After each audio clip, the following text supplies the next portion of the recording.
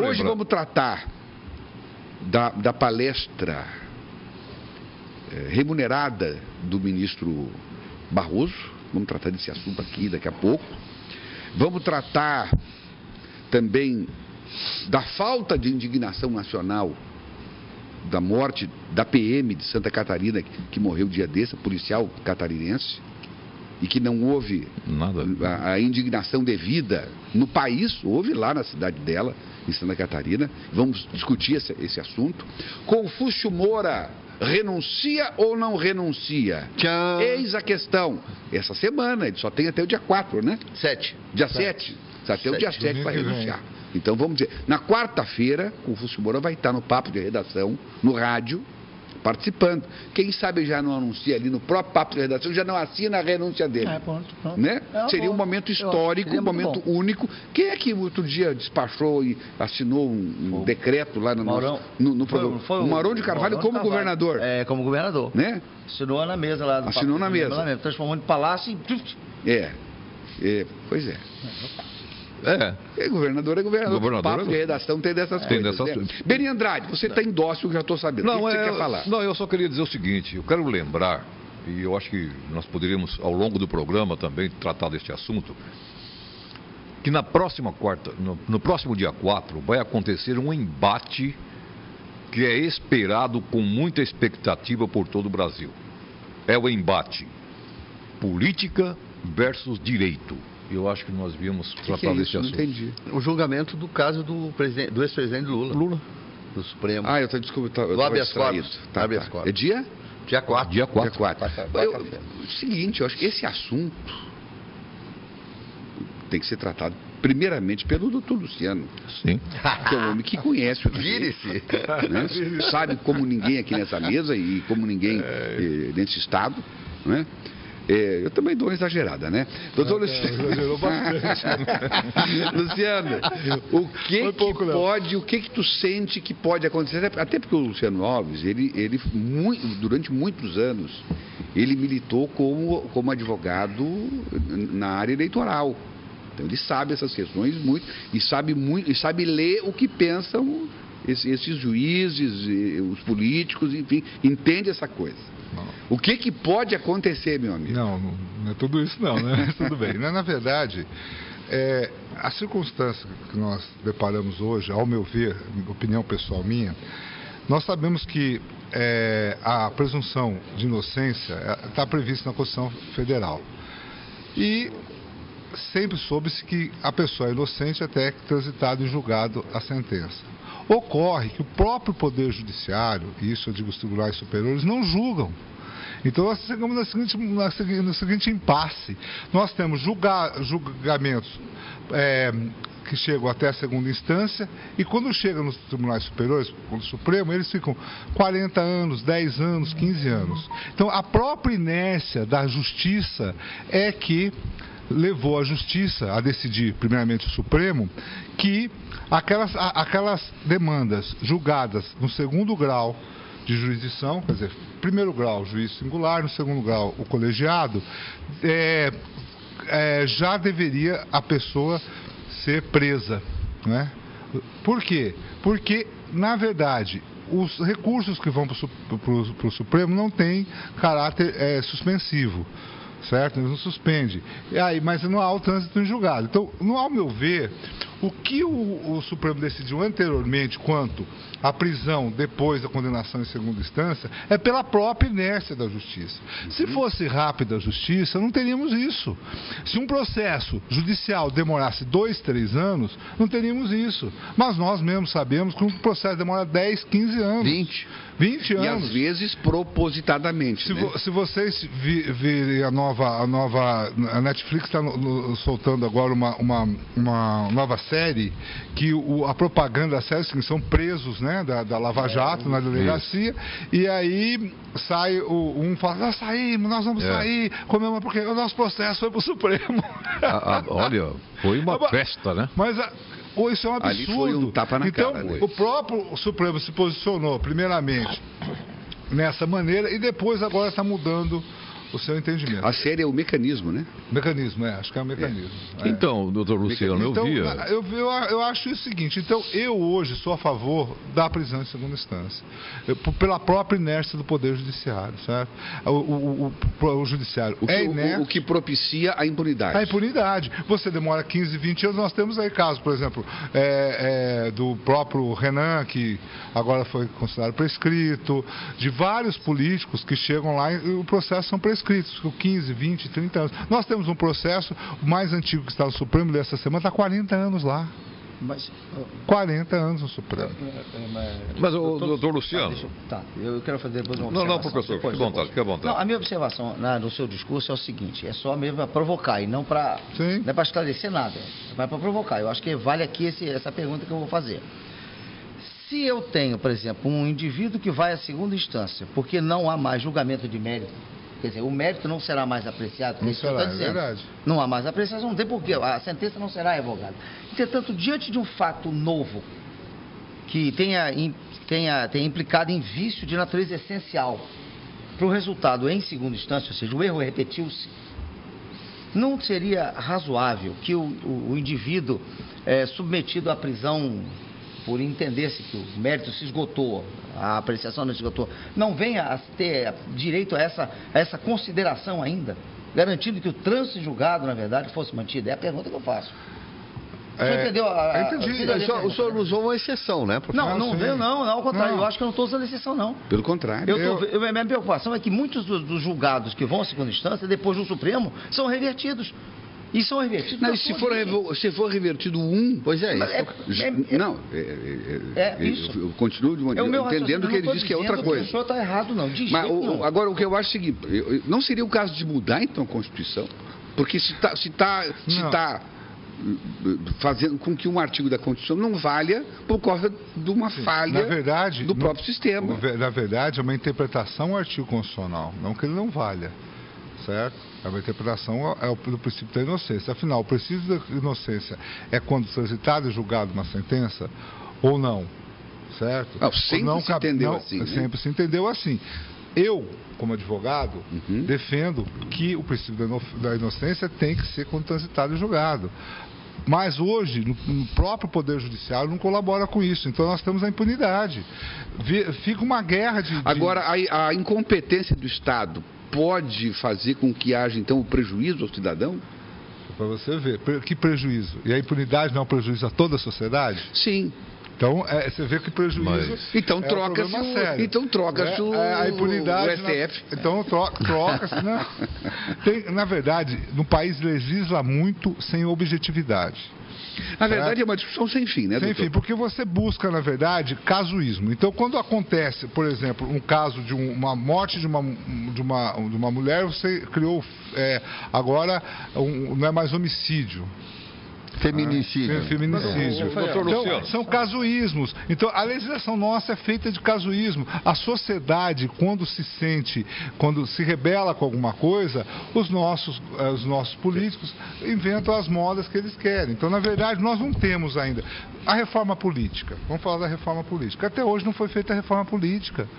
Nós estamos debatendo sem reforma política. E interessa para eles lá. Interessa para a sociedade, mas não interessa para quem está no poder. É isso que é o problema. E quem põe esses caras lá? Não são a sociedade. É verdade. Então, na sociedade, então a gente sempre vai patinar nisso, né? Então, hoje falam em mudanças radicais nessa eleição, que muitos não vão ser eleitos.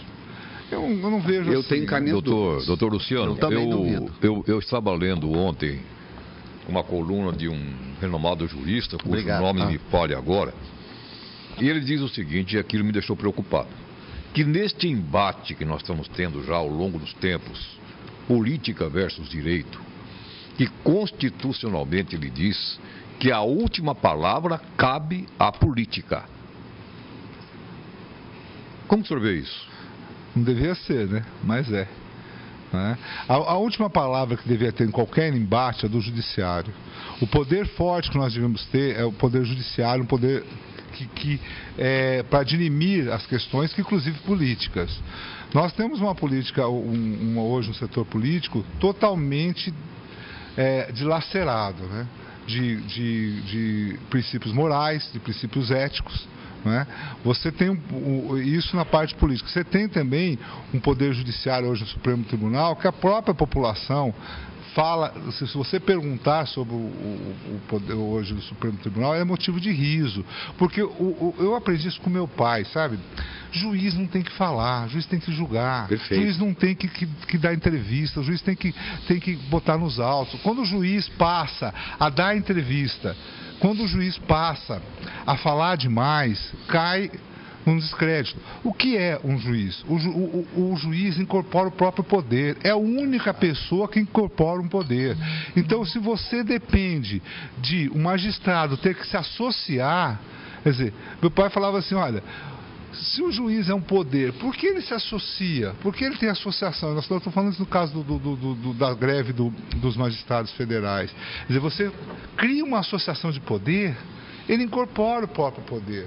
O juiz é o próprio poder, certo? E eu nunca vou perder, na verdade, a esperança no Poder Judiciário, certo? Claro. Eu acho, por exemplo, que o Poder Judiciário de Rondônia é um Poder Judiciário extremamente sério. Não tenha dúvida. Desde que eu vim para cá, eu tenho isso como exemplo. Dos juízes, dos embargadores, são pessoas sérias, pessoas ponderadas. É verdade. Né? Nós temos um Poder Judiciário, posso dizer, um dos melhores poderes do Brasil, Poder Judiciário, Aliás, perto dos outros estados. Eu acho que o primeiro desembargador brasileiro a puxar a orelha do STF publicamente no discurso, e isso foi captado pelas câmeras da SIC TV e isso viralizou no Brasil inteiro, inclusive nos meios do judiciário, principalmente, foi o doutor Renato Bemess. Eu tenho uma participação indireta. Foi na data que eu recebi o título cidadão rondoniense. Exatamente. E o desembargador Renato, além do respeito que eu tenho como magistrado, é um amigo pessoal, uma pessoa que me trouxe para cá, e nós temos ligações, inclusive na cidade, somos na mesma cidade, né? Somos da Assis, que a gente chama República de Assis, né? Porque tem um monte de gente de Assis aqui. De Assis. E o Renato, provocado numa questão lá, virilizou mesmo, acabou sendo o Brasil inteiro vendo. Quer dizer, problema. Ele criticando o fato dos ministros do STF estarem falando demais. Então você vê uma guerra, hoje você vê uma sessão do Supremo, onde há lavagem de roupa suja entre ministros, né?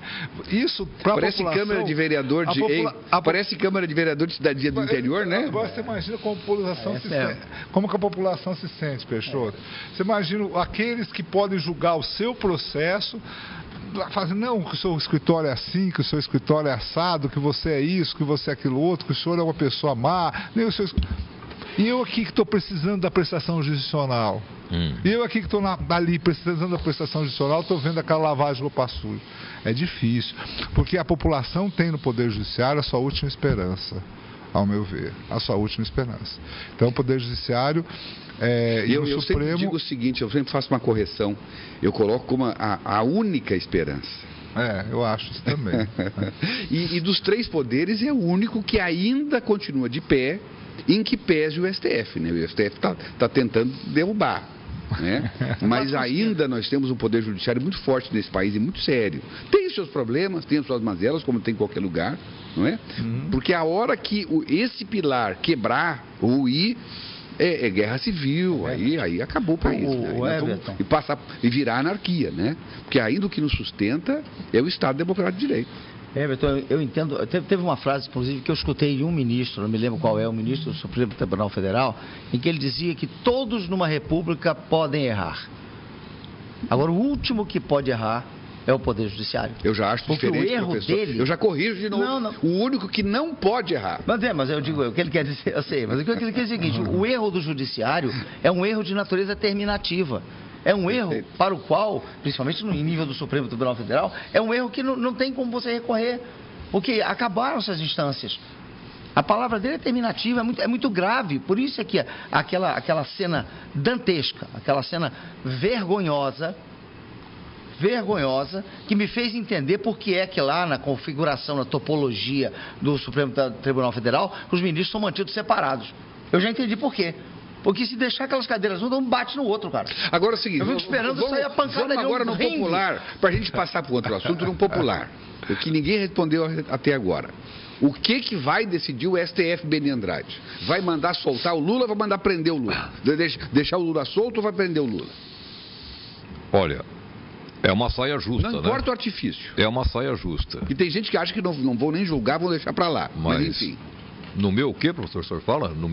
Ao meu sentir. Ao meu sentir. Em apertada síntese, vai. Ao meu sentir, eu acho que a prisão do Lula será decretada. Sérgio Pires. No meu apertada cinta, é isso? Não, apertada cinta não dá, filho. O que eu acho, Everett, que o Supremo vai lavar as mãos. Vai lavar as mãos. Não vai votar. Conosco, então vai deixar solto. Nós não estamos aqui, não sei o que está acontecendo. Acho que é isso. Professor Peixoto, eu acho que ele seu sentir. Ao meu sentir, ele vai conhecer... O microfone, professor, por favor. Isso, obrigado. Ele vai mandar prender vai permitir a prisão do Lula e em seguida acolherá um habeas corpus para mantê-lo em liberdade. Mas que confusão, professor. Pelo amor de Deus. Ele acabou conosco. Acabou com o Supremo também. Porque o cara vai entrar com habeas corpus em seguida e ele vai liberar. Porque ele precisa disso. É preventivo, e daí vai aceitar o preventivo. Doutor Luciano, eu acho isso. E a sua opinião? A minha opinião é o seguinte, eu discordo um pouquinho do Peixoto, porque o HC já foi conhecido, então não cabe mais não conhecer do HC. A primeira vez. Prazer, HC. Já foi conhecido. Então, na verdade, eu acho que o Supremo vai, na verdade, julgar pela presunção de inocência e não vai prender. Vai na verdade, conhecer e dar provimento ao HC. Muito bem. Feito isso, consequências a partir daí. Isso vai valer para todo mundo? Vai. Exatamente. Vai ter na verdade vai valer para todo mundo, mas vai ser na verdade como se diz, uma avalanche? Não é avalanche. Um processo que servirá de base para os outros. Aí individualmente cada um entra com o seu. Aí todos vão entrar. E aí adeus Lava Jato. Decisão, eu não sei se eu confesso que não sei se é de repercussão geral. Acho que não é de repercussão geral esse julgamento. Mas ele servirá como jurisprudência para os outros casos. Não tenho dúvida disso. Aí todo mundo que está preso hoje entra com o pedido. Uma pergunta. E vai ficar chato se não der, né? O HC em matéria penal, que é o caso, era para ser interposto junto ao Supremo Tribunal Federal? Então eu vou também, todo ladrão de galinha vai fazer isso. Não, ele foi, na verdade, ele foi interposto no STJ. Primeiramente, porque o STJ é o tribunal que se julgará depois do TRF, e ele não foi conhecido. Aí ele foi em Câmara do Supremo para que ele buscasse conhecer. Aí foi para o Supremo. Aí conheceram naquela sessão e já agora está conhecido. Conhecido é o seguinte, que ele não conheceu, é o seguinte, não cabe o HC nesse momento. Entendi. Mas em linhas gerais. Conhecer é conhecer, cabe sim, e vamos julgar o mérito. O nosso telespectador, Narciso Nogueira, nosso querido amigo, parabéns ao programa por nos brindar com a presença ilustre do meu amigo Dr. Luciano Neto, um dos mais brilhantes procuradores do nosso estado. Eu completo, quiçá, do Brasil. O Marciso está em Vilhena nos acompanhando. O Marciso está em Vilhena. Ele e a família dele nos acompanham. Está nos assistindo na SIC TV de Vilhena. Um abraço a Vilhena que nos acompanha nesse momento. Eu tenho aqui também uma participação. Eu recebi esse recado aqui que acho legal, a gente não deixar para trás, que é do nosso telespectador. Poxa vida, já me perdi aqui, mas eu vou achar. O Mike, ele diz assim, fui agora há pouco, isso foi ontem, buscar minha irmã no Hospital João Paulo. A mesma caiu, bateu a cabeça e ficou desacordada por alguns minutos. E com isso precisava de um neurologista para que verificasse a sua situação. No entanto, lá no João Paulo disseram que o dito neuro informou que só iria até o hospital se fosse um caso grave. Aí eu me pergunto, o mesmo, se está de plantão, não deveria estar no hospital e não em outro lugar? Realmente não sei se a escala da área do médico é de sobreaviso. Bom, eu acho que esse negócio de sobreaviso não existe mais. Ou cumpre o plantão ou não cumpre, não sei. Mas ele complementa, acredita que não seja sobreaviso. Aí ele diz assim, ela recebeu os primeiros atendimentos no Ana Adelaide, no bairro Pedrinhas, e foi muito bem atendida. e de lá encaminhada para o João Paulo, devido também a uma pequena fratura na mão. Desde já agradeço, um bom sábado. Então, eu peço para a Kétila falar com o jornalismo e ver essa coisa aí do... Antigamente tinha o sobreaviso, mas que já era uma imoralidade, né?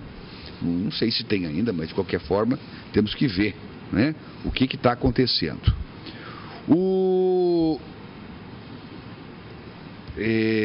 Eu tenho aqui... Bom, nós temos uma reportagem que nós fizemos. O ministro do Supremo Tribunal Federal, Luiz Roberto Barroso, desmente palestra de R$46 mil que fala em Rondônia. Ele está desmentindo, diz que não tem nada dessa palestra aqui em Rondônia e que vai ganhar R$46 mil. O Eduardo Kopanac fez uma passagem sobre a defesa do ministro, que diz não.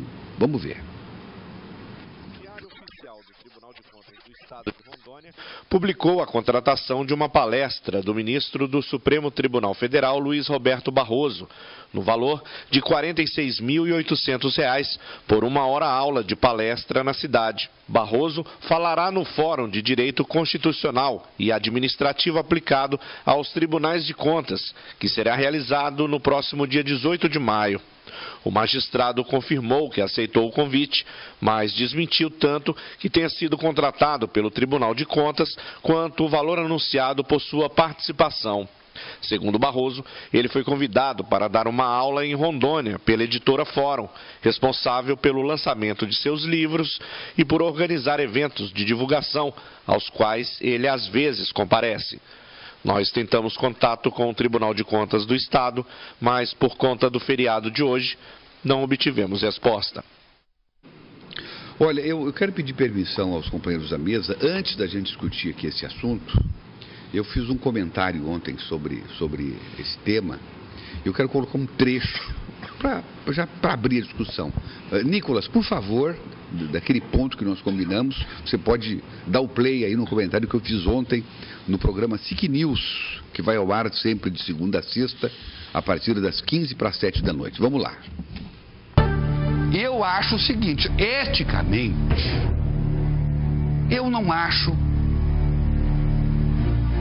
bonito da parte do ministro, ou de quem quer que seja do serviço público, especialmente um homem que ocupa uma posição que ele ocupa, de fazer algo a troco de dinheiro.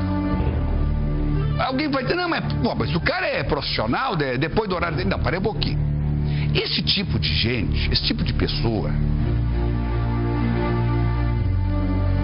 que prega, que deveria sair pelo país pregando uma nova ordem nesse país, deveria estar saindo pelo país levando uma palavra de esperança, de mudança, de crença que nós temos que ter no judiciário, e eu tenho muita crença, mas muita gente não tem, mas tem que mudar esse pensamento, de treinar, como ele veio para treinar, para preparar técnicos do Tribunal de Contas, e certamente isso vai ser importante. Mas sabe, fazer isso por civismo. Depois que ele sair do tribunal, aí ele vai cobrar o que ele quiser cobrar, como fazem os ex-presidentes americanos, por exemplo, como faz o presidente Lula, o ex-presidente Lula, faz, sei lá se faz, mas enfim, ele diz que faz, tem até nota fiscal. Mas durante o mandato, durante o cargo, o cara é assim, ó, seguinte, por exemplo, o Daltan Dallagnol, procurador de justiça, federal de justiça, também sai por aí e botou lá, declarou no seu imposto de renda que faz palestras e cobra pelas palestras, em torno de R$20 mil a palestra. Nada de ilegal, mas um procurador de justiça que quer mudar esse país, que quer fazer com que as pessoas ajudem nessa transformação. Ele tinha que sair por esse país, rodando esse país. Claro que não, passagem não pode ser do bolso dele, alimentação também não, mas fazer isso por civismo, por amor a esse país. Quer dizer, o cara tem um discurso bonito, mas só até às 6 horas da tarde. Não, agora, depois das 6 da tarde, para mim falar que o Brasil tem que mudar, para mim lutar contra a corrupção, aí eu cobro. Até às 6 da tarde, eu sou aí brasileiro e temos que mudar o Brasil. Agora, depois das 6, depois do horário do expediente, o Brasil tem que mudar só se me der grana. É isso mesmo. É isso mesmo. Nós temos o exemplo do Domingues Júnior, guardando-se as enormes proporções, mas eu tomo a liberdade de falar isso, porque hoje ele comentou isso no programa dele.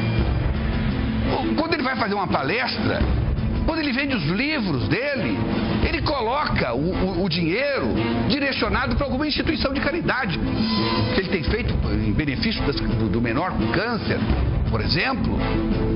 Sabe? Então você não pode ter um discurso, um homem da Suprema Corte, para pregar um Brasil novo, um Brasil diferente, um Brasil que tem que ser transformado, para preparar as pessoas a poder enxergar a corrupção de longe.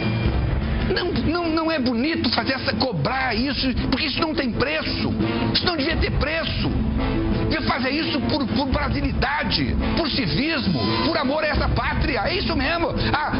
Amanhã se aposenta, agora sim, agora está aposentado, tá fora do cargo, tá. Agora vai então fazer o que tem que fazer. Mas ele é um servidor público. Ele não pode ser isso só até 6 da tarde.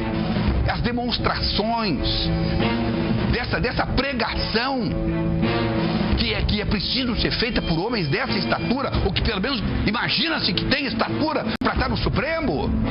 Tem que fazer isso por amor à pátria e tem que fazer mesmo. Tem que fazer mesmo. Imagine. Claro, ninguém me convida para palestra, mas se alguém me convidasse para uma palestra lá numa escola, lá do JK, lá do São Luís, da minha amiga Clarinda, não, como é que eu vou cobrar? Porque eu vou ajudar aqueles meninos, eu vou ajudar aquela escola, aquela comunidade, aqueles estudantes. Clarinda, eu vou, mas é R$10. R$10, porque senão, quer dizer, eu tô, é nessa proporção mesmo. Tá cobrando quanto? 46.800 a hora aula, né? Mas eu não, vou cobrar R$10, né? Mais ou menos, acho que R$10 é até caro, R$5. Não, Clarinda, é R$5, porque eu vou lá na sua escola e entregar para aqueles alunos jovens todo o meu cabedal de conhecimentos que eu adquiri durante toda a minha vida.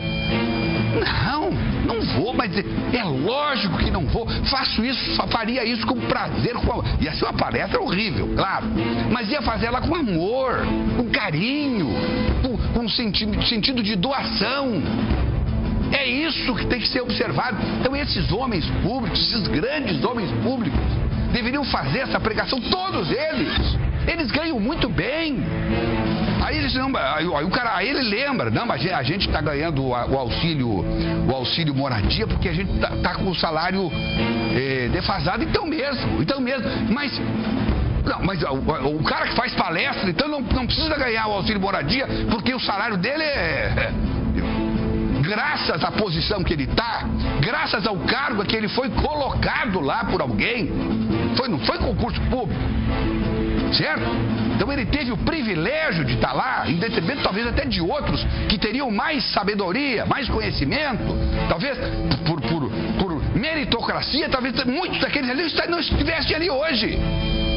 Então tem que dar graças a Deus por estarem ocupando um cargo que todos os juristas desse país, ou pelo menos 99%, gostariam de ocupar.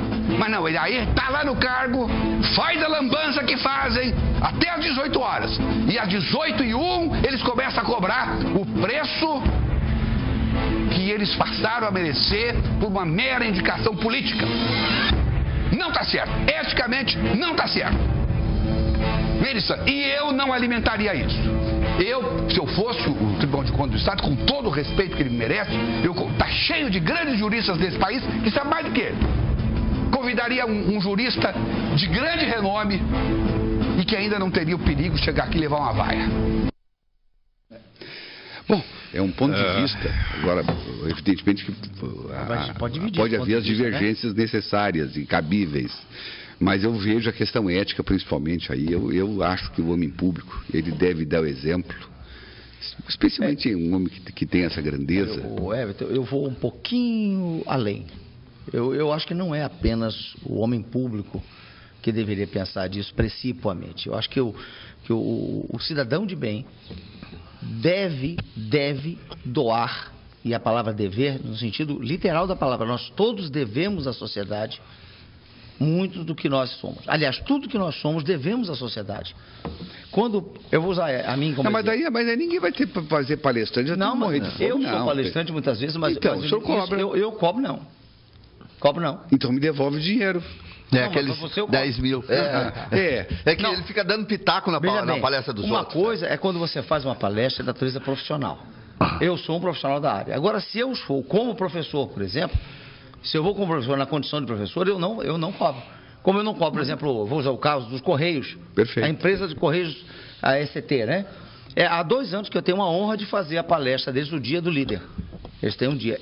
Evidentemente que eu não posso cobrar, porque na verdade é o trabalho que eu estou fazendo de ajudar as pessoas a refletirem sobre as suas posições de líder, melhorar as relações de trabalho e melhorar a condição de vida das pessoas. O meu trabalho tem um reflexo, aí é o que eles chamam de repercussão geral.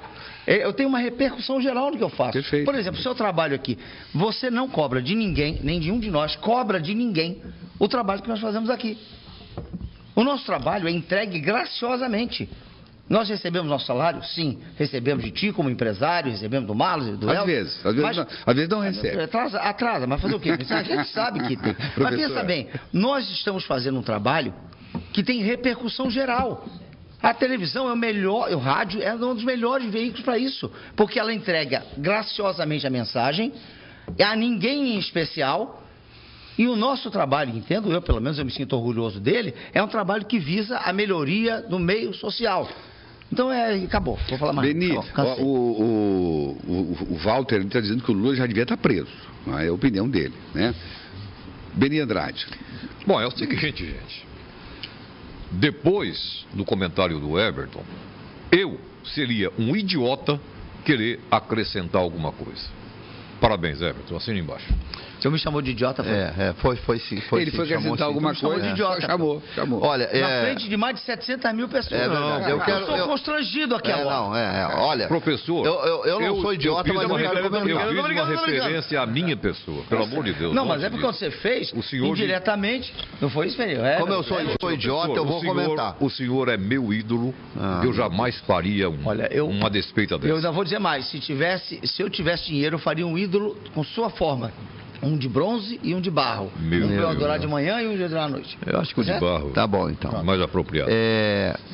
Eu concordo com tudo que o Everton disse. Eu acrescento, tem algumas divergências em relação ao que o Domingues Júnior pensa, por exemplo, nosso presidente querido. Ele acha que não importa o valor pago, se uma palestra for de qualidade, o preço não conta, para mim conta.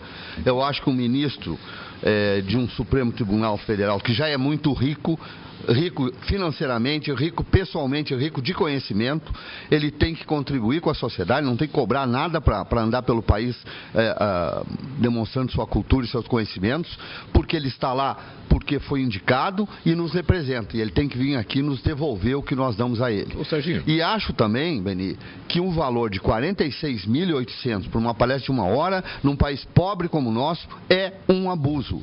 É um abuso. Eu só discordo quando você fala que ele é rico, financeiramente. Eu acho que cada um tem o seu padrão de vida. Enquanto ele come caviar, eu como mortadela. Quer dizer, então ele tem que ganhar mais. E ele está feliz e está feliz também, né? Exatamente. E quanto tu cobraria por uma palestra, Beni?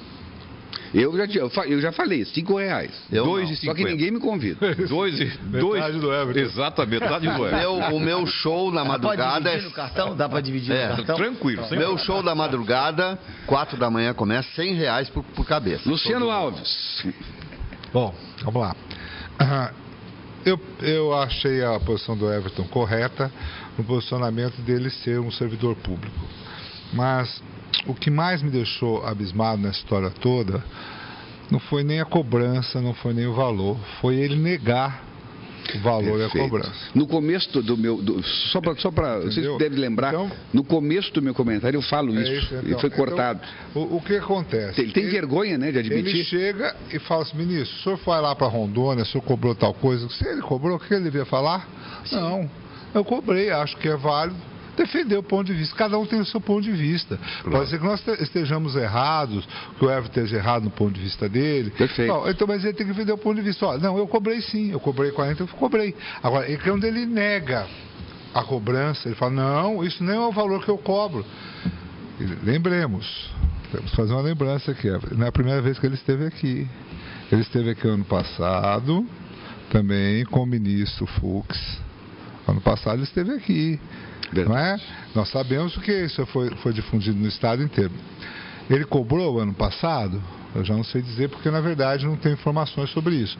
Mas ele não foi a primeira vez. Se ele cobrou ano passado e foi um valor parecido com esse, obviamente que ele não poderia alegar ter esse susto do valor, né? Porque ele falou assim, olha, e outra coisa, ele não falou que vinha para cá, Everton, isso é a declaração do ministro. Ele falou, eu não estou indo para lá cobrando, fui contratado por uma empresa, não, ele falou assim, eu estou indo para lá porque eu tenho um acordo com a editora Fórum, a qual edita os meus livros, e eu estou indo com esse acordo da edição dos livros fazer uma palestra. Me parece que em todas essas denúncias ou coisas que houve, não aparece a editora Fórum em momento nenhum. Pelo que eu sei. Não. Mas as palavras do ministro foram essas. Eu estou indo para lá pela editora Fórum, porque ela edita meus livros, eu tenho um compromisso com ela de dar as palestras. As palestras, quando você edita livro, é até uma coisa natural no meio jurídico, porque as palestras fortalecem a venda dos seus livros, né? Então você, quando no contrato você dá essas palestras para quê? Para que você, na verdade, divulgue a sua obra literária. Isso deve estar no contrato que ele faz com a livraria, foi isso que ele falou. Falou, olha, eu tenho esse acordo com a Fórum. A Fórum não aparece nessa relação jurídica. Nós temos aí o ministro negando. Então nós temos um problema sério. Afinal, se ele nega, se ele não recebeu, porque ele tem vergonha. Para quem foi esse dinheiro, né? Então, Luciano, cria-se um embaraço aí a ser desvendado. Eu queria dizer uma coisinha só. 3 palavrinhas, Heber. Bom dia, amigos. Ganhei R$39. É isso que o ministro vai ganhar por segundo. R$13 para dizer bom dia, amigos. Olha aqui, demais. Perfeito. O doutor Joacir Loura Júnior diz assim, ó, ele veio no mesmo congresso ano passado e vem de novo esse ano. Quanto recebeu ano passado? Ele esqueceu? Não vejo problemas nos valores, mas o ministro recebendo esse valor é no mínimo contraditório. Será que é moral receber quase 50 mil por uma hora de fala? Tirando as apresentações do currículo do ministro e as aleivoisias à sua pessoa, acho que ele vai acabar falando uns 30, 40 minutos. Enfim, é legal, mas no momento que o país vive e passa, chega a ser imoral, porque ele vai receber dinheiro público, né? Dinheiro nosso, né? E aí o completa aqui o doutor Joacir, dizendo o seguinte, que deve vir junto com ele o ministro Fux. Está anunciado. Esteve ano passado. E ele pergunta, será que o Fux vai receber também esse mesmo valor? Aqui, ó. Lembrando que não vem ao Congresso só o ministro Barroso, mas também o ministro Fux, que deve receber o mesmo valor, até porque faz parte da mesma excelsa corte e hoje preside o TSE. Doutor Joacir Loura que está falando. Só que nesse caso do ministro Fux não há nenhum documento. Até agora não viu. O que eu bato na seguinte tecla. Se eu fosse fazer, eu não faço palestra, nem quem sou eu para fazer palestra.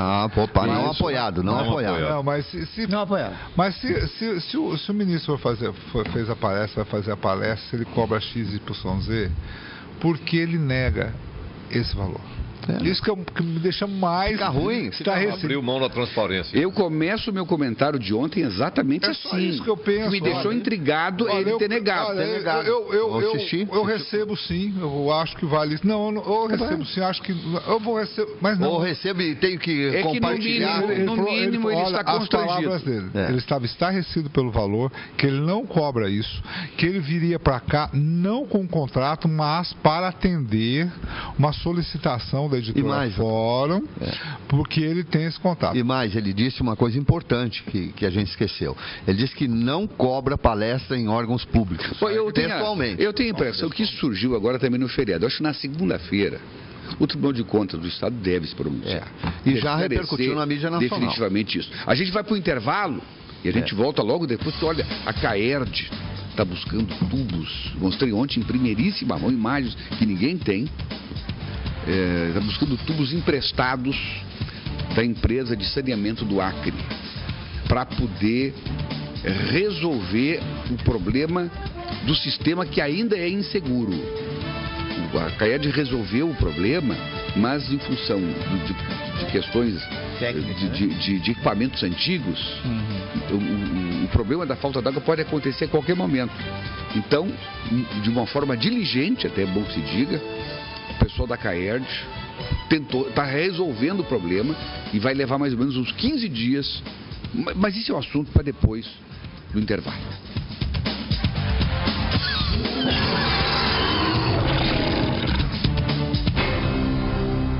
Voltando um pouquinho no assunto Lula, dia 4, segunda-feira deve desembarcar em Brasília mais de 1.000 procuradores e juízes, levando mais de 1.500 assinaturas pedindo a prisão em segundo grau.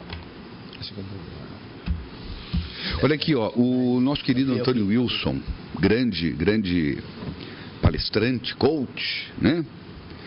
Ele está dizendo o seguinte: olha, gente, primeiro ele manda abraço aos amados dinos e diz assim, ó, por esse valor do ministro eu faço palestra o ano todo, sobre liderança, sobre coaching, sobre vendas, ele está à disposição. Por esse valor o ano todo está garantido. Eu acho que vale a pena, viu? Eu quero os próximos 10 anos.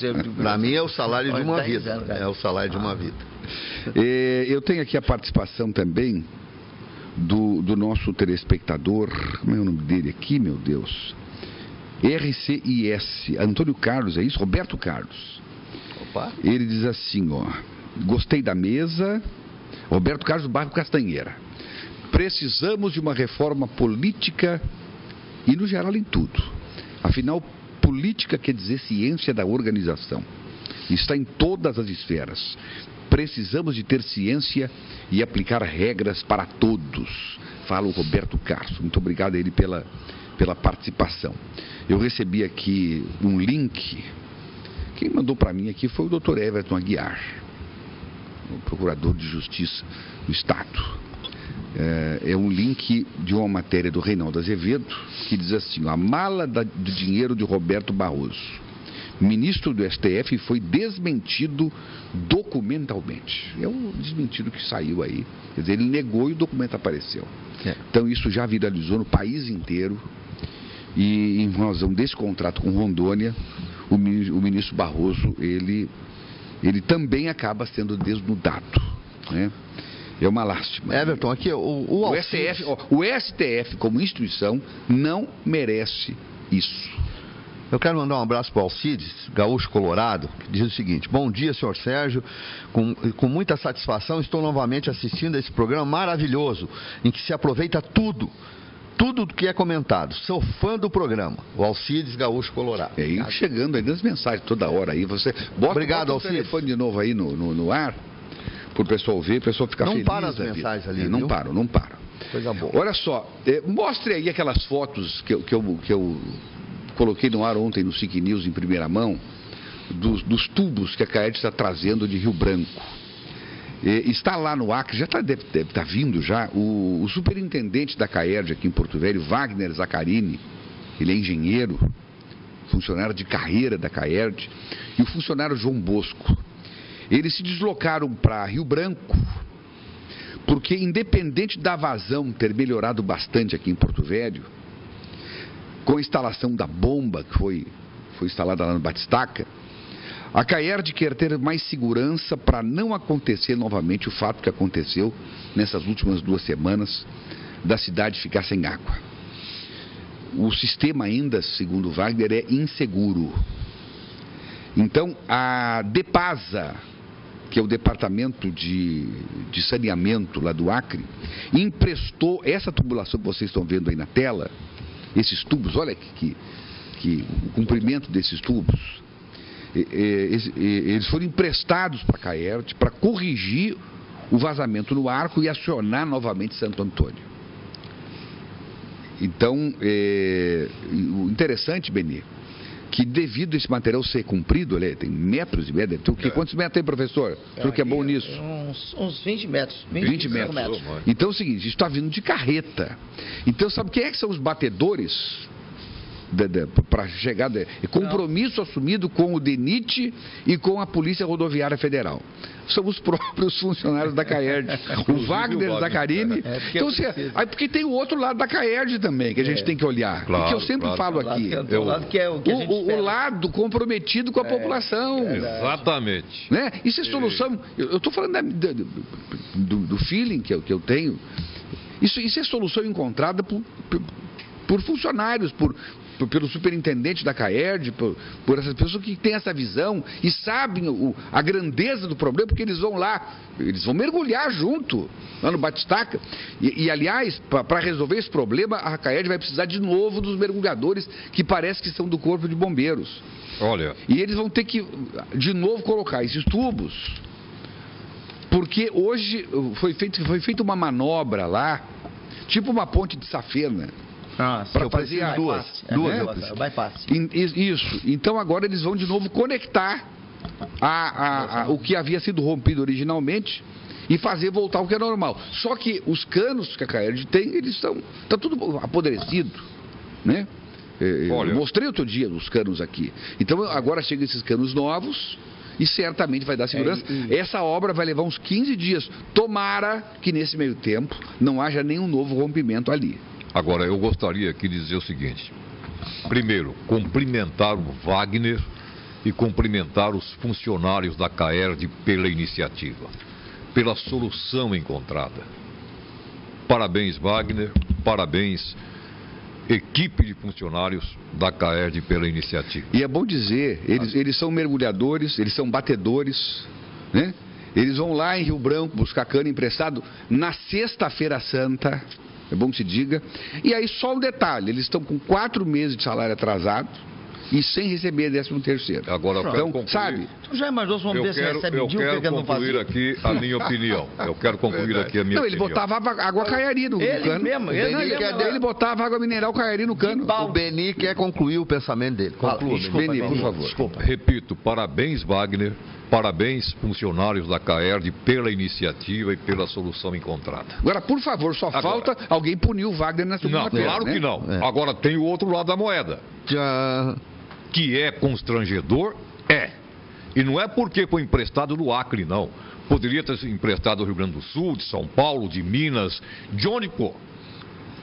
Isso demonstra a situação em que se encontra essa CAERD.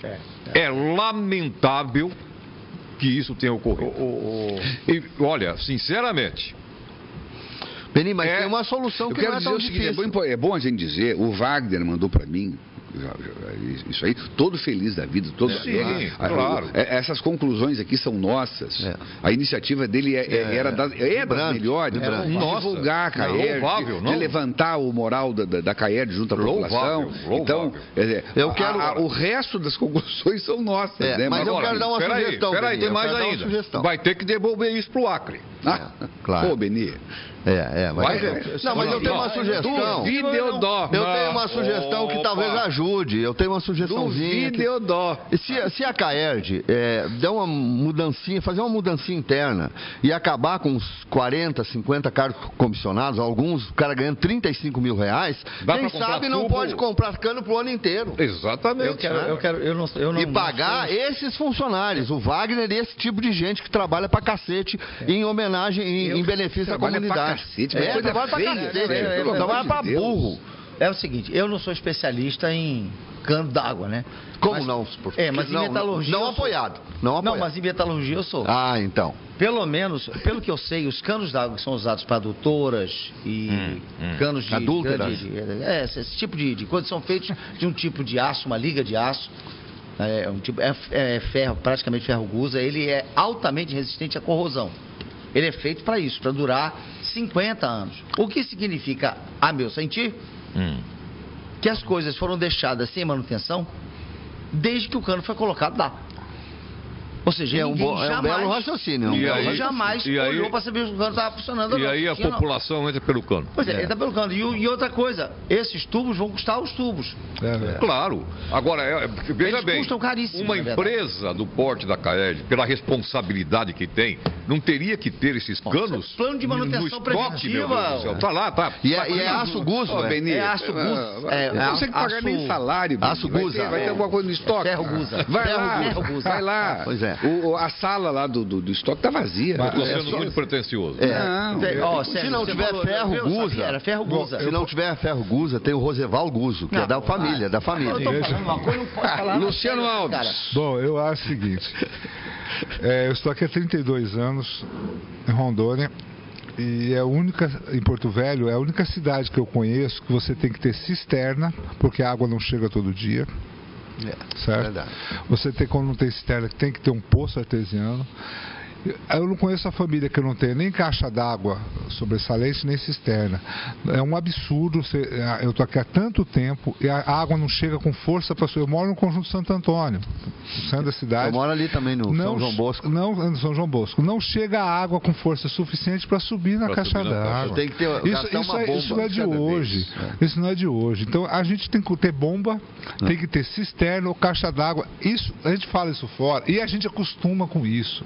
O grande problema nosso é que nós acostumamos com isso. Nós, como saímos daqui, vemos uma outra situação, voltamos para cá. Poxa, isso podia acontecer, mas o tempo vai passando e a gente vai acostumando com tudo que tem aqui. Nós temos um contrato, há tempos atrás, de saneamento básico. Esse contrato já veio dinheiro, já foi dinheiro, o Tribunal de Contas da TCU já levou, já trouxe. Não se fez, nós temos 4% cada hora. E eles recebem retroativo? Não, recebe a partir da entrada da folha. Então, olha, nós temos gente portalhada em agosto, temos gente portalhada em setembro. Vamos falar em economia do Estado primeiro. Nós temos hoje a economia do Estado perto de 10 milhões.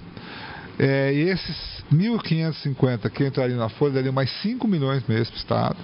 Nossa, e nós temos mais 2.500 que sequer foram publicados ainda em Diário Oficial. Mas um dia serão. Se Deus quiser. O problema é o seguinte, houve uma promessa do ministro Diogo, do Ministério do Planejamento, eu participando da reunião, ele falou, não posso garantir, doutor, que em fevereiro de 2018 todos estarão na folha. Eu tomei a palavra e falei, desculpe, o senhor está faltando com a verdade. Aí fui muito criticado por ter falado, mas eu falei, olha, eu sou concursado, estou aqui para brigar por essas coisas mesmo, não estou nem aí com a hora. E a verdade tem que ser dita. Mas tem que ser dita. E matematicamente nisso. Agora nós tivemos uma reunião. Bom, ficou provado, tu tinha razão, né? Mas, tá vendo, né? Nós tivemos uma reunião agora com a bancada, inclusive capitaneado aí, nós temos um novo líder da bancada, que é o Lindomar Garçom. Lindomar Garçom. Tivemos uma reunião. Meu querido amigo Lindomar Garçom. Isso, tivemos agora uma reunião com a deputada Marinha, junto com o Dr. Walter, que é adjunto lá do planejamento, e ele falou, não, mas não acontece. Aí ele falou assim, faça a matemática. Eles têm 1.550, foi colocado em março 53, Beni, 53 de 1.500. Eu falei assim, esses 1.500 que estão já portados, se for 50 por mês, quanto tempo será colocar? Ele falou, não, doutor, mas isso vai demorar. Eu falei, então, é o que vocês não conseguem colocar em folha. Aí, agora nós teremos, a deputada provocou uma nova reunião, que nós teremos agora, dia 4, eu estou viajando segunda-feira, dia 4, para que pelo menos essas 1.550 pessoas... 1.555 pessoas sejam colocadas na folha. Vai que um dos 5 é algum amigo meu. Verdade, então, colocadas em folha. Mas nós temos uma novidade, além disso. Nós tivemos uma nova emenda constitucional aprovada em dezembro, a emenda constitucional 98, que Rondônia ficou fora, deixar bem claro. Tá? Lembra, noticiamos isso. Ficou só, nós tivemos junto com você falando isso, só ficou Amapá e Roraima, só que agora houve uma pressão da nossa bancada junto ao relator da medida provisória. Eu vou explicar como funciona. Senador Romero Jucá. Eu vou explicar rápido como é a medida provisória, porque o telespectador não entende. A medida provisória, ela é editada pelo presidente para regulamentar a emenda constitucional. Essa medida provisória 817, ela vem regulamentar as 3 emendas constitucionais.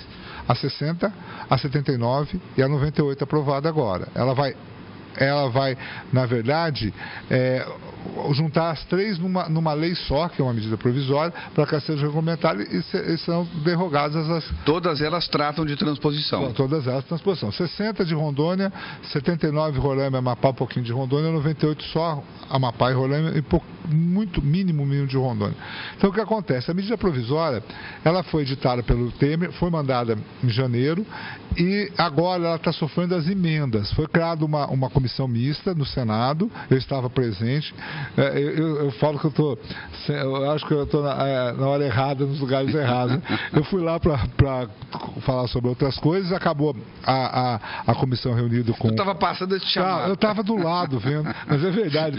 Já nomearam ele lá pro aí me indicaram para fazer parte eu quero agradecer toda a bancada federal, agradecer a todos os deputados com a confiança. Eu que vim embora no outro dia, tive que ficar lá mais uma semana falando com os técnicos. Nós conseguimos uma grande vitória, que foi o seguinte: nós apresentamos 49 emendas e foram acatadas 37 dessas emendas na medida provisória, que ainda vai ser... Na comissão. Na comissão mista. Uhum. Eu quero dizer o que significa isso. As emendas foram extremamente significativas, que reconheceram o direito de uma classe que estava sendo assim preocupante, que são os aposentados e pensionistas. Conseguimos, através de emenda.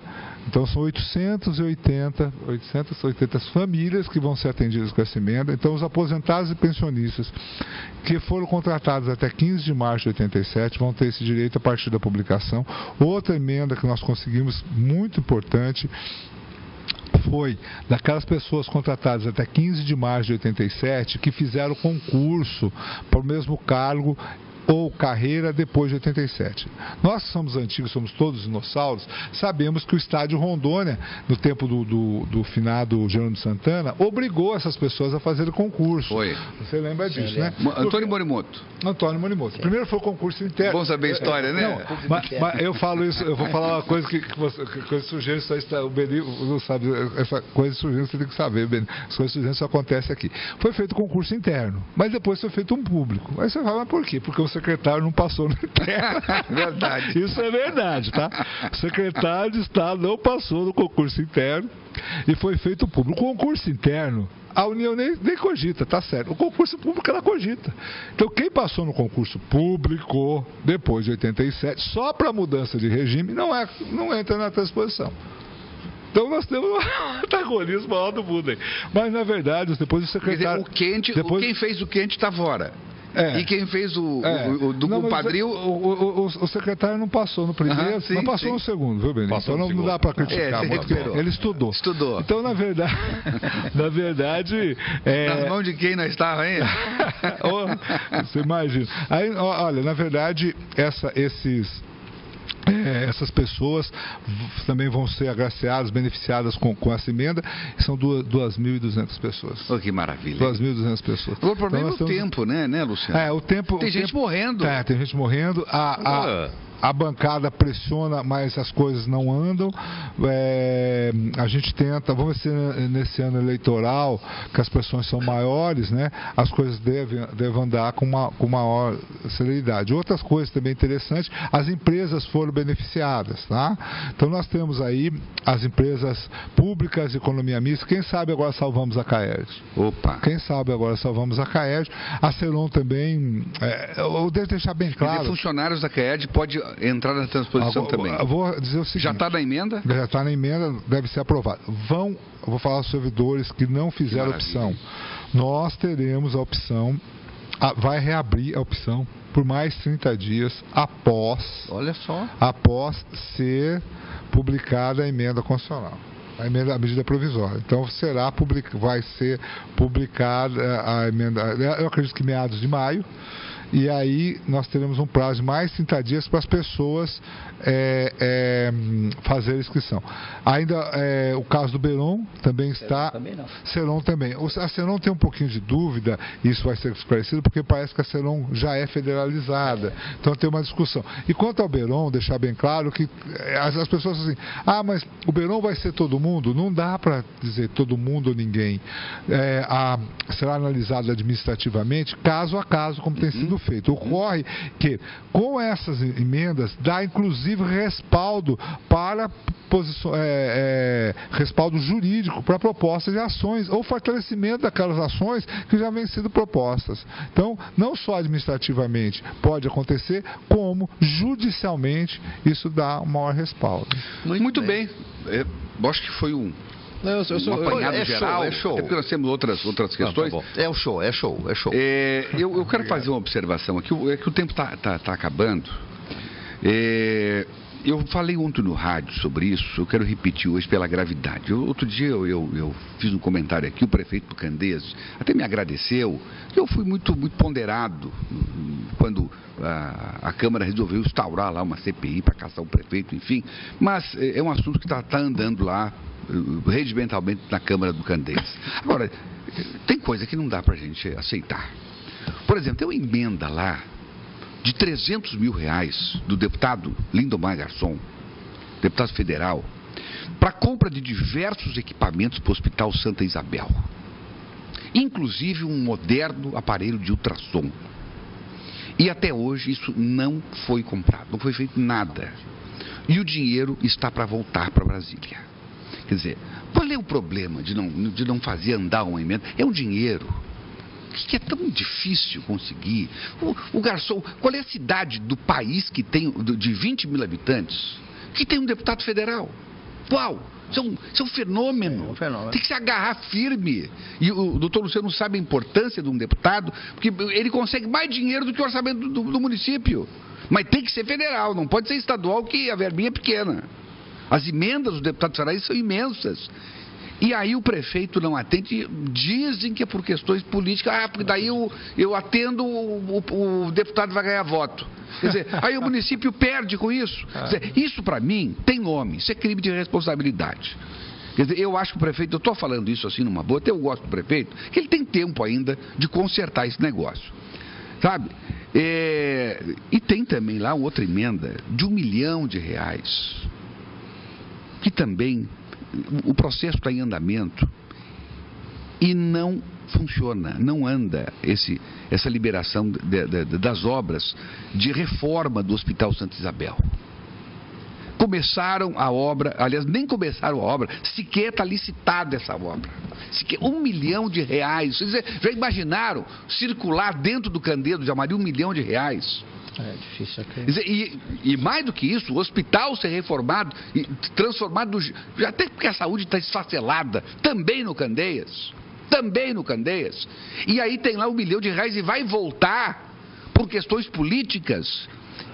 Sabe quantas vezes um deputado tem que ir lá no ministério para conseguir mendigar R$1 milhão, 300 mil, 500 mil, 400 mil, quando o Brasil inteiro está tentando pegar esse dinheiro e Rondônia não tem peso nenhum na ordem do dia? E aí o Garçom é campeão de emendas para a Prefeitura de Porto Velho, é campeão de emendas para a Prefeitura do Candeias, é campeão de emendas para a Prefeitura de Alto Paraíso, é campeão de emendas para a Prefeitura de Nova Mamoré.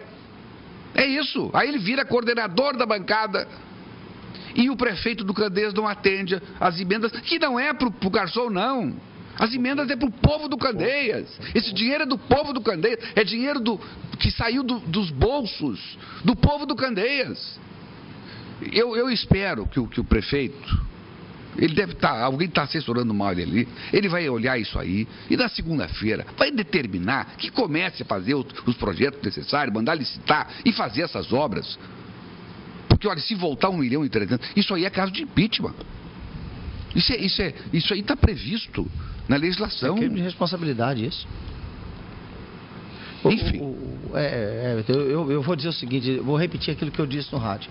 Eu custo acreditar, eu quero não crer que seja a veia política a que esteja alimentando o coração do prefeito.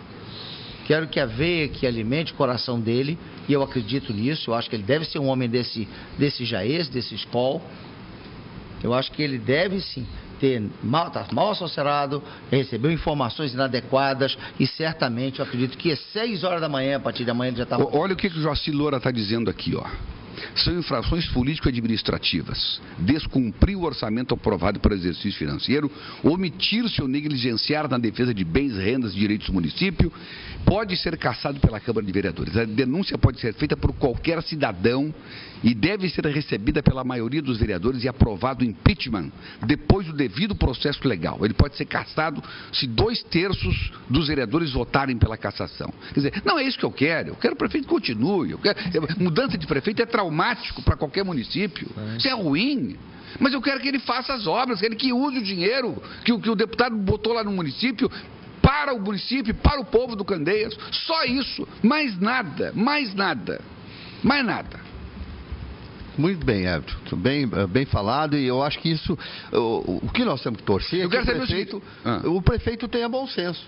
E como tu disse, segunda-feira ele ligue para cá e diga, olha, obrigado por vocês terem me alertado, eu não tinha clareza do assunto, agora eu estou com ele claro e estou tomando as seguintes medidas. Ponto, está resolvido. Confúcio Moura renuncia ou não renuncia essa semana? Eu acho que renuncia. Renuncia. Eu acho. Vamos ter novo governador. Acho que o estado de Rondônia merece um senador. Tá bom. Beni Andrade, o governador renuncia? Renuncia. Renuncia para ser candidato ao Senado ou não renuncia? Exatamente isso. Renuncia. E será um grande senador. Com certeza.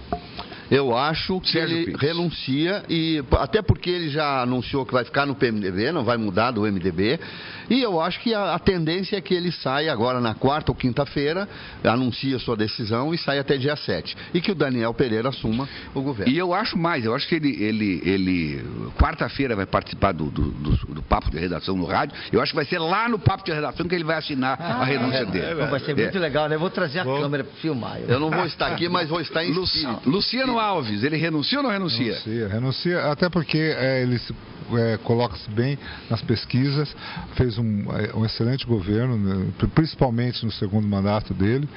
Eu acho que sim, que ele renuncia porque deve seguir a carreira política. Ele é um político e isso não é vergonha para ninguém. Ser um bom político não é vergonha. Perfeito. Né? Tem um vídeo aí em cima do futebol que eu mandei. Olha, gente, um dos vídeos mais engraçados que eu vi até hoje na minha. Parecia o professor Peixoto jogando futebol. Eu. Tem esse vídeo aí, por favor, rapidinho, faltam 2 minutos. Olha só, Luciano, olha só isso aí. Ó, ele tá chutando a marca da Cal. Ele achou que a bola era a marca da Cal. Olha, eu nunca vi uma marca da Cal tão perfeita. Ele pediu calma pro time. Ele tá rezando. Depois daí ninguém... Olha só. Olha. Sou eu jogando bola. Ele tá bêbado. É o Sérgio Pires. Ele bebeu. No meu tempo eu fazia coisas Ele piores. bebeu. E outra coisa, mostra um outro vídeo. Olha só a figura. Tem outro vídeo aí. Olha, a gente vê muitas peças de teatro que às vezes o pessoal não passa realismo, né? Olha o realismo. O Sérgio Pires mandou isso pra mim. Olha o realismo da encenação. O cara acreditou que fosse verdade. Nova Hartz, Rio Grande do Sul. Olha lá. Olha o espectador batendo no ator. Meu Deus. Na cidade de Nova Hartz, ele fez o que o povo lá de... Há quanto tempo faz isso, professor? 2 mil anos. 2 mil anos? Devia ter feito. Meu Deus. Viu? Ele fez o que não fizeram lá atrás. Se tivesse salvar Jesus Cristo. Eu acho que é porque não tinha capacete na época. Olha, eu estou vestindo hoje a camisa da Companhia do Movimento, que eu visto com muito orgulho. Um grande abraço, doutor Serbino, doutora Alessandra Serbino, Tiago Marques, é onde eles me deixam em condições de andar. Isso é muito bom. Agradeço a Companhia do Movimento pelo carinho de sempre. E deixa eu aproveitar, Everton, mandar um abraço carinhoso também para o doutor Rodrigo Campos, meu amigo, que é lá da coordenação do Centro de Reabilitação de Rondônia. Doutor Rodrigo, um grande abraço e obrigado aí pela sua audiência sempre com a gente. Doutor Luciano, obrigado pela sua participação. Brilhante. Eu agradeço. Desculpe as gafes, né? Porque Nenhuma. não estou acostumado. Mas eu quero agradecer. Tenho muita honra de estar aqui com vocês, sempre aprendendo, né? Muito obrigado. E quando chamar, estarei aqui. Obrigado pela oportunidade. Olha, o senhor está perto, está quase igual ao Barroso. Merecia receber o salário do Barroso. É verdade. Pela palestra. Isso não. Aliás, nós não vamos tirar do salário do Beni para ele pagar. Sérgio Pires. 2,50 é 25, né, velho? Obrigado que fui pela direção da empresa, estou saindo de férias por 15 dias. E vou aproveitar para dar uma esticada no interior para visitar meus amigos. Ok? Em outras palavras, nós estamos entrando de É férias. nós que entramos de férias. Exatamente. Professor Peixoto, tchau, rapidinho. Na próxima semana eu vou vir de camisa regata. Não. Porque Aqui o senhor não entra de regata. Não pode. Muito obrigado. Tchau, tchau, tchau. Tchau, gente. Obrigado pelo carinho. Tchau, pessoal. Um abraço. Quando bate a saudade, domingo, 9 horas, na Aparecida FM, nos aplicativos. Ouvinte